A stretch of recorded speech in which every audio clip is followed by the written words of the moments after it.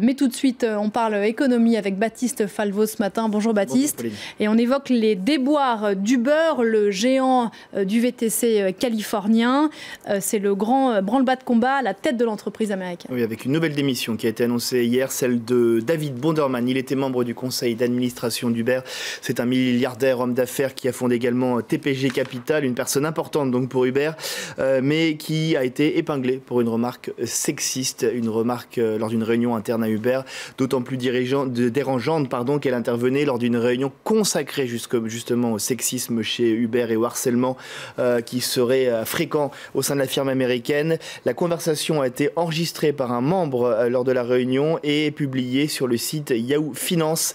David Bonderman a annoncé sa démission dans la foulée. Voilà, ce n'est pas le seul dirigeant d'Uber à avoir pris cette décision ces dernières 48 heures. Oui, il y a également le fondateur d'Uber, Travis Kalanick, qui lui a pris un congé sabbatique. Certains diront qu'il a été écarté par le conseil d'administration. Toujours est-il qu'il se retire temporairement de la direction d'Uber pour une durée inconnue.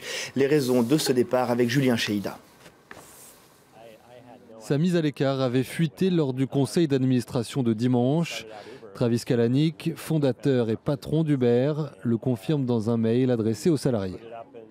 Les événements récents m'ont rappelé que les personnes sont plus importantes que le travail et que j'ai besoin de repos.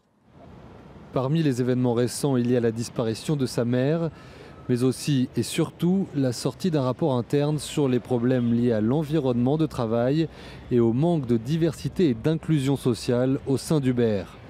Des cas de harcèlement avaient été signalés ces derniers mois. Après enquête, plusieurs dirigeants ont été écartés, dont le numéro 2 qui a démissionné lundi. Le rapport, piloté par l'ancien ministre américain de la Justice Eric Holder, préconise également un bilan des performances des cadres dirigeants, l'utilisation de critères objectifs pour améliorer la diversité et plus de réactivité face aux plaintes des salariés. Kalanick, qui se voyait reprocher ses coups de gueule et son comportement colérique, accepte donc pour sa part de prendre un congé sabbatique d'une durée indéterminée. Il entend cependant revenir dans quelques temps et lancer les chantiers de ce qu'il nomme le Uber 2.0. Le PDG a notamment beaucoup investi dans le développement de voitures sans chauffeur, une bonne manière d'éviter les plaintes pour harcèlement. L'actu en bref, Baptiste, on commence avec Apple. Oui, cela n'avait jamais été publiquement avoué. Pourtant, le PDG d'Apple, Tim Cook, le fait. Il confirme que l'entreprise travaille bien sur un système de conduite autonome. Il l'a expliqué dans une interview à Bloomberg ce mardi.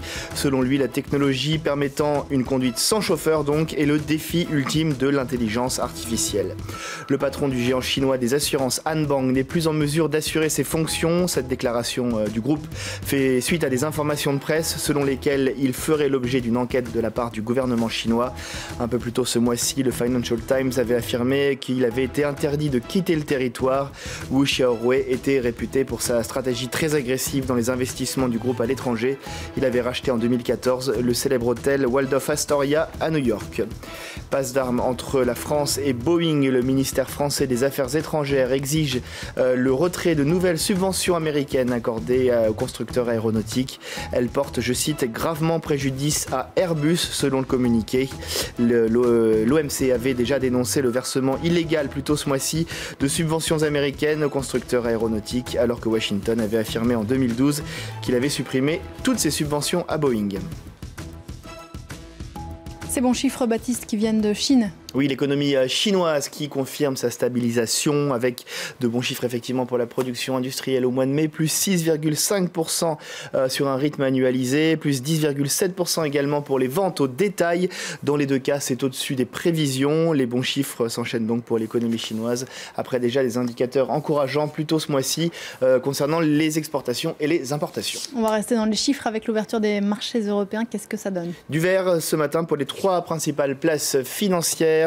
Vous allez le voir, Paris et le CAC 40 en hausse de 0,39%, 0,20 à Francfort, avec un rouge quand même très clair, mais du rouge quand même à Londres, moins 0,10%.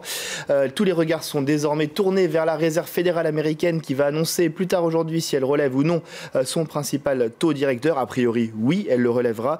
On jette un coup d'œil du côté de l'Asie avec une clôture à la baisse pour toutes les bourses asiatiques d'ailleurs, même le Japon qui était en hausse tout au long de la journée, moins 0,08% pour le Nikkei, moins 0,80 pour Shanghai, moins 0,13 pour Hong Kong, moins 0,09 pour Séoul et le Kospi. On reste en Asie avec cette dernière info.